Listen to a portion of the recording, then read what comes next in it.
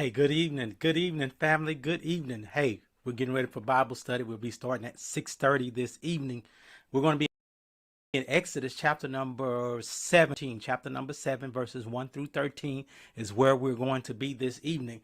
And this evening we're talking about how God enabled Moses to perform miracles that caused Pharaoh to see him as a little g, a little God in a functional sense. And then also he used those miracles to convince Pharaoh that Moses was indeed an agent of God. And so God used not only Moses, but he used Aaron to serve as the prophet, interpreting what Moses said to the king. And then we find that God will harden the heart of Pharaoh, and that God demands and uses Moses to demand the freedom of the children of Israel. And as he rejects God's demand to let his people go, we find that Moses and Aaron, as they appear before Pharaoh again, they are marked and asked to perform miracle after miracle, maybe just to prove that they are God's representatives, or even just to amuse him as Pharaoh.